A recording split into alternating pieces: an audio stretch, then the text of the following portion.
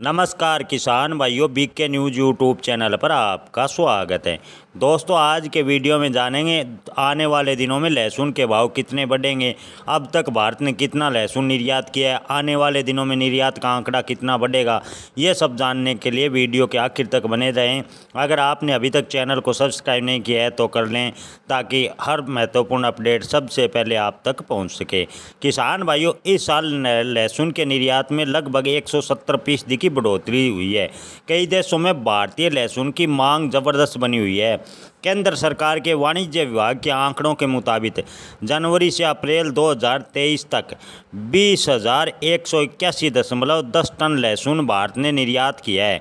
चालू वित्त वर्ष की पहली तिमाही में लहसुन के निर्यात में ज़बरदस्त बढ़ोतरी दर्ज की गई है। आंकड़ों के मुताबिक सबसे ज़्यादा लहसुन का निर्यात बांग्लादेश को किया गया है।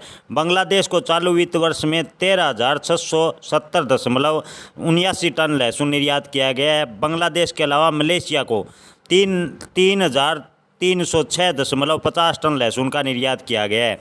तो वहीं वियतनाम को 1336.79 टन, तो वहीं यूएई को 488.86 टन लहसुन का निर्यात अब तक भारत सरकार ने किया है।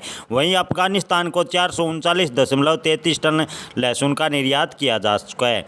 कई यूरोपीय देशों में लहसुन की मांग फिलहाल भी ज़बरदस्त बनी हुई है।